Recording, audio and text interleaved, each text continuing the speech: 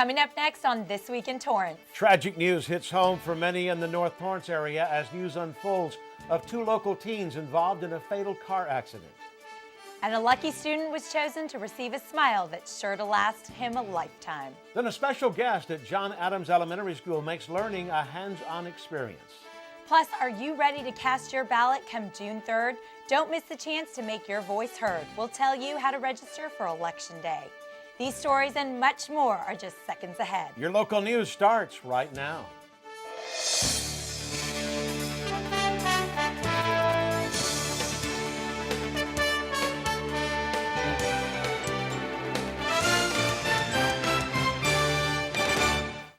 Hello, everyone, and welcome to This Week in Torrance. I'm Julie Chan. And I'm Ben McCain. Thanks for joining us. Here are your top stories. Tragedy hits home for many in Torrance. Two students from North High School were among the three killed and one critically injured in a recent Santa Barbara car crash.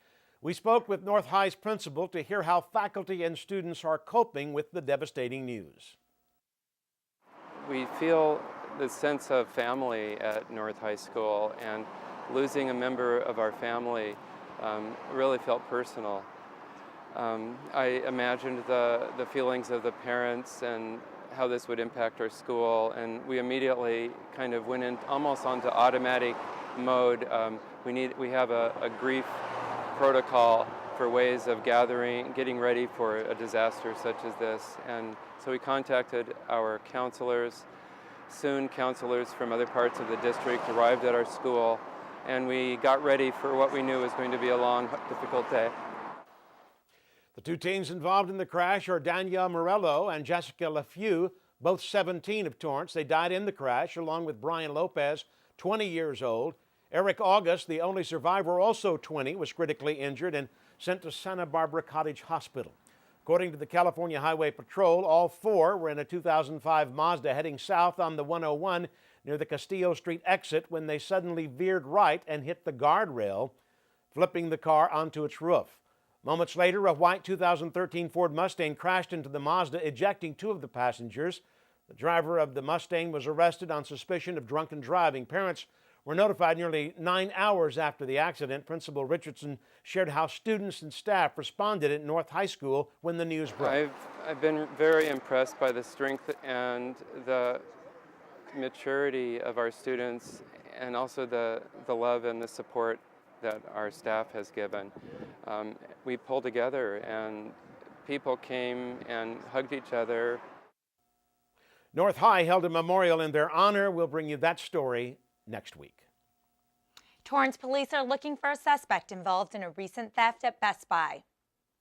The suspect entered this Best Buy location on PCH near Hawthorne Boulevard with two young children in tow. He approached a salesperson asking to see a Samsung Galaxy Note 3. The phone cost about $800 and was removed from the display without setting off any alarms. The suspect managed to identify the only non-dummy phone that could be activated. He's described as a Hispanic male between 20 to 30 years old, about 5'9" to 5'11", medium fair complexion, bald head with a goatee. He wore a striped blue and white polo shirt and jeans. This suspect also matches the description of multiple theft cases reported from Best Buy locations throughout LA County.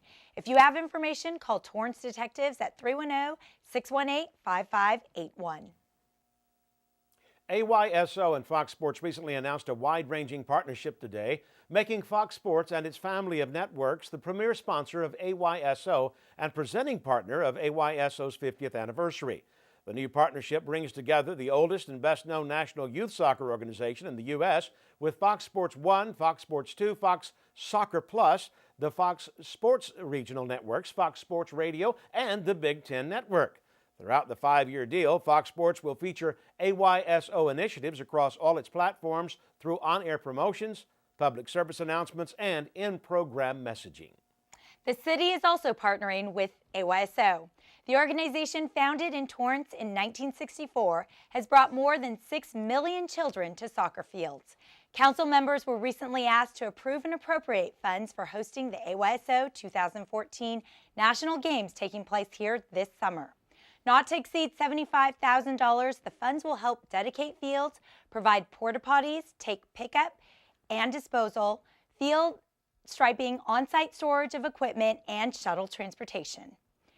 Working together with AYSO, 8 field sites have been reserved for the 2014 tournament. Those sites include the Toyota Sports Complex, Columbia and Wilson Parks, West High, Redondo Union, Paris Middle School, Ladera Linda Park, and the Field of Dreams in San Pedro. AYSO currently has more than 500,000 players registered nationwide. Tech giant Google proposed an interesting challenge to nonprofits across the country. Google is asking nonprofit groups to come up with ideas on how to use the web-connected eyewear Google Glass in their workplace. 5 charities that propose the best ideas by May 20th will get a free pair of the glasses, a trip to Google for training, and a $25,000 grant to help make their project a reality. Already, Google has been testing glass with nonprofits in their field work. Conservationists at the Washington-based World Wildlife Fund have been using Google Glass for hands-free field research. In Nepal, a research officer uses Google Glass to track, photograph, and monitor rhinos to help protect them from poaching in areas that are inaccessible by vehicles. You can get more information on the Giving Through Glass project at google.org. There's a new place in Torrance to get fresh baked bread and much more.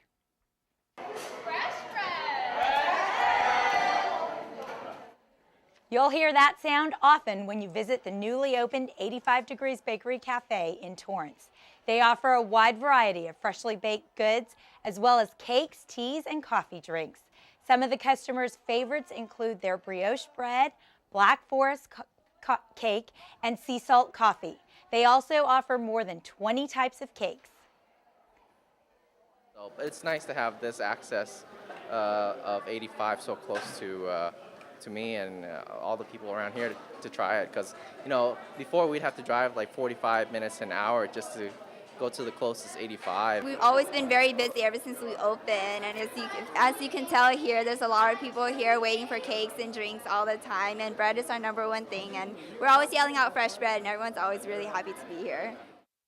The Taiwanese-based company currently has 700 stores in Taiwan, China, Hong Kong, Australia, and the United States. The Torrance location is the 10th store to open in the U.S. and 2nd in the South Bay. They opened in Gardena last November. Students and volunteers rolled up their sleeves in honor of Earth Day. Nearly 200 volunteers took part in this year's Earth Day planting and weeding event at the Madrona Marsh in Torrance, sponsored by ExxonMobil. Adults and students were able to place in the ground 346 plants, ranging from fruit trees to flowers, shrubs, and trees. Volunteers also helped to add a noise buffer along Sepulveda Boulevard. Of the nearly 200 volunteers, 75% were students, while the Madrona Marsh has hosted an Earth Day event for more than 30 years. ExxonMobil has sponsored it for the last 10, paying for not only the snacks and gifts for the volunteers, but for the plants as well. El Camino College students also took part in Earth Day festivities. You see firsthand the negative effects of runoff and pollution in our oceans, especially off our coast here. So it's real important any chance we have to be advocates for showing how important it is we pick up that trash. Workshops, booths, and even a showing of a documentary were all a part of this year's lineup. Hosted by ECC's Earth Club, students and adults, leaders hope to educate people on ways to protect the planet and eat healthier. Booths included various plants and vegetables for students to buy. Members of the club repurposed materials, including pellet boxes, into garden boxes. They were also on hand to give people ideas of ways to recycle various products. Acting President Reginald Fagan shared his drive to celebrate this day. People to understand that we have to be able to grow our own foods, and that we have to be in tune with nature, that we have to, be caretakers. And so, I've dedicated my life to trying to reconnect young people and citizens to being more responsible stewards. This was the first Earth Day celebration at El Camino College. They hope to make it an annual event. The Western Museum of Flight hosted its monthly celebrity lectures, and this month's event was held for a younger than usual audience. Aviation for Kids was the theme to this month's gathering. Children had the opportunity to make model planes and take a seat in one of 2 different types of aircraft. This is the 15th time Pacific Coast Hobbies has offered various model planes for the kids. Attendees had the option to buy, make, and take home their finished products. The museum hopes to offer children these experiences every 3rd Saturday to go along with all the lectures in the near future. If you missed this event but would like to learn more, go to WMOF.com. Local elections are coming up soon, and on June 3rd, the city hopes residents will come out and cast their votes. In the 2010 elections, only 33% of registered voters actually voted. This year, the city created a program called Torrance Votes. They hope residents get all the information they need to make a well-informed decision come Election Day. Now, if you haven't registered yet, you have until May 19th. You can find a voter registration card online at the Secretary of State's office at sos.ca.gov or call the city clerk's office at 310-618-2870, and they'll mail one to you. Or you can pick one up at any of the 6 Torrance public libraries or the local DMV. Get more information by going to the website. It's torrancevotes.org. The Torrance City Council had a few community matters to discuss this week. A proclamation was read in honor of Walser's Art Supply Store here in Torrance. A member of the Torrance business community since 1975, has provided materials and resources for the artist and the community at large. Walser's also added pickup services and assisted the city in operating electronic collections at various events.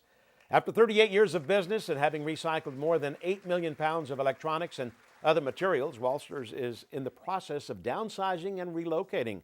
The mayor and council members showed their deep appreciation to Jack Walser and his family for their role in benefiting the environment and the community. Also, Arlington Elementary and Magruder Middle Schools were recognized for their participation in the 3rd annual Trash-Free Lunch Challenge, hosted by Grades of Green, a local nonprofit, and the LA County Sanitation District. Still ahead, a special guest visits one local elementary school. Find out what important lessons she had to share. Plus, one lucky student gets a scholarship that's putting a smile on his face to last a lifetime.